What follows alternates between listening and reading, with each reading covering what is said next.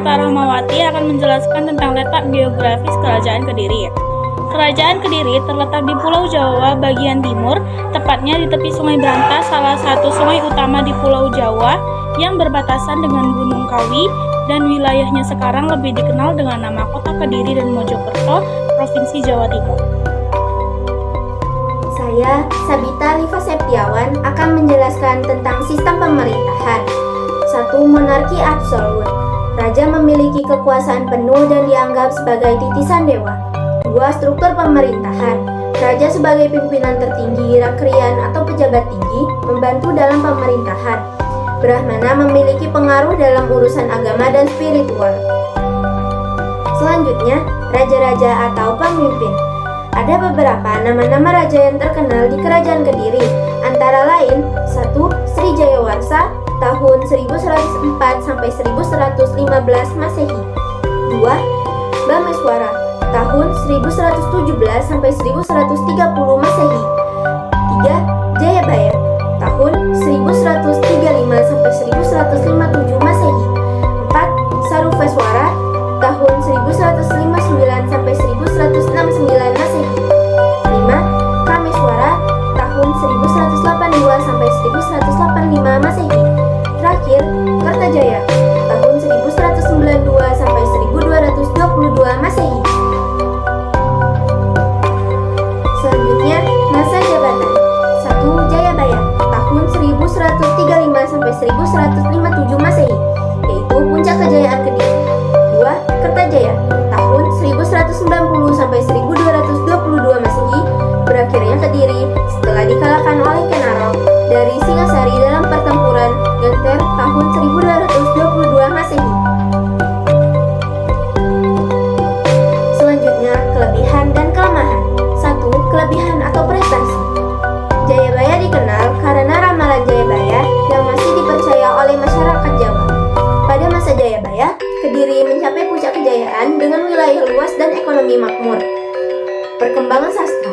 Karya sastra terkenal seperti Kakawin Baratayuda ditulis pada masa Kediri. 2. Kelemahan. Kertajaya terlalu menekan para Brahmana dan rakyat, menyebabkan banyak pihak beralih mendukung Ken Arok. Ketidakstabilan politik akibat konflik internal dan tekanan dari kerajaan lain seperti Singasari. Selanjutnya, bukti catatan atau prasasti. 1. Prasasti Silakenting tahun 1140 Masehi menceritakan Raja Jayawarsa yang memberikan tanah kepada masyarakat. 2. Prasasti Nganta tahun 1135 Masehi menceritakan Raja Jayabaya yang memberikan tanah bebas pajak kepada masyarakat desa Ngantang. 3. Prasasti Jaring tahun 1181 Masehi menceritakan Raja Gandra yang membuat dam dan memberi nama hewan. Terakhir, Prasasti Kamulan tahun 1194 Masehi menceritakan Raja Kertajaya yang mendeklarasikan kemenangan atas peperangan di Katang-Katang. Saya, Cantika Rahayu, ingin menjelaskan materi saya tentang kepercayaan dan kependidikan. Yang pertama, kepercayaan. Yang pertama, agama atau kepercayaan yang dianut raja dan seluruh warga istana. Agama yang dianut oleh raja dan seluruh warga istana Kerajaan Kediri adalah Hindu. Yang kedua, agama kepercayaan rakyat. Kerajaan Kediri bercadar Hindu dan mayoritas masyarakatnya menganut agama Hindu Shiva. Yang ketiga adalah sinkretisme. Sinkretisme di Kerajaan Kediri adalah perpaduan antara agama Hindu dan Buddha yang menjadi bentuk Siwa Buddha. Selanjutnya, pendidikan. Kerajaan Kediri adalah sebuah kerajaan yang berdiri di Jawa Timur di Indonesia pada abad ke-11 Masehi. Pendidikan di Kerajaan Kediri memiliki peran penting dalam kehidupan masyarakat. Selanjutnya, 1. Sistem pendidikan. Pendidikan di Kerajaan Kediri dipengaruhi oleh agama Hindu dan budaya India. Sistem pendidikan dibagi menjadi beberapa tingkat, yaitu pendidikan dasar, anak-anak belajar membaca, menulis, dan berhitung. Pendidikan menengah, siswa belajar tentang agama Hindu, filsafat, dan ilmu pengetahuan.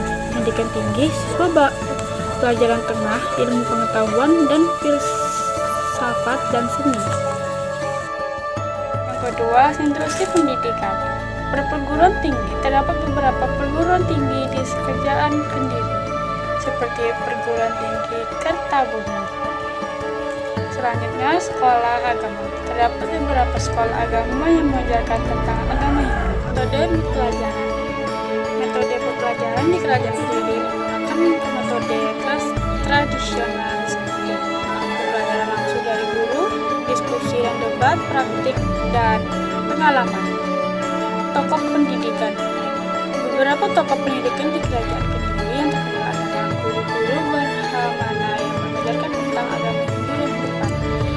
Sarjana yang menuliskan tentang ilmu pengetahuan filsafatnya. Kurikulum pendidikan di Kerajaan Kediri meliputi agama Hindu, filsafat, ilmu pengetahuan, seni, dan bahasa Sanskerta. Selanjutnya, kebudayaan. Kebudayaan Kerajaan Kediri memiliki ciri khas dalam seni, aksara, dan sastra. 1. Seni, yaitu tari Kediri, jaranan, dan wayang kulit, gamelan, sindan, dan musik tradisional lainnya.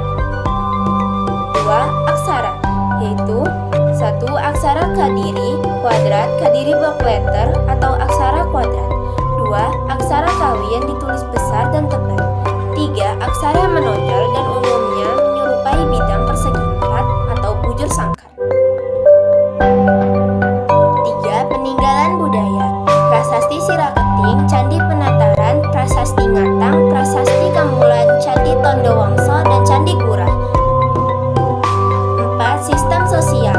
1. Terdapat berbagai kelas sosial dan golongan masyarakat. 2. Terdapat golongan Brahmana sebagai pimpinan spiritual, Ksatria sebagai pimpinan militer, Vaisya sebagai pedagang dan pengusaha, dan Sudra sebagai pekerja manual. Pengaruh Hindu-Buddha di Indonesia. Pengaruh Hindu-Buddha di Indonesia dapat dilihat pada kehidupan sosial, seni, budaya, dan karya sastra di Kerajaan Kediri. Pengaruh Hindu-Buddha di Indonesia dapat dilihat pada kehidupan sosial, seperti masyarakat melakukan banyak ritual dan upacara untuk memuja dewa-dewi Hindu. Terus dapat dilihat juga dari masyarakat tidak menerapkan sistem kasta. Kitab Lukdaka yang ditulis Empu Tanaku menjelaskan bahwa nilai seseorang tidak ditentukan oleh garis keturunan, melainkan sifat dan sikap. Yang kedua, pengaruh Hindu-Buddha di Indonesia dapat dilihat pada seni dan budaya. Seni dan budaya Kerajaan Kediri berkembang pesat ditandai dengan banyaknya arka dan candi. Seni tari dan musik juga dipengaruhi oleh agama Hindu. Pengaruh Hindu-Buddha juga dapat dilihat pada karya sastra. Banyak karya sastra yang ditulis pada masa Kerajaan Kediri, di antaranya Kitab Bharatayuddha oleh Puseda dan Upanulu, Kitab Hariwangsa oleh Upanulu, Kakawin Arjuna Wiwaha, Kakawin Sutasoma, Negara Kertagama.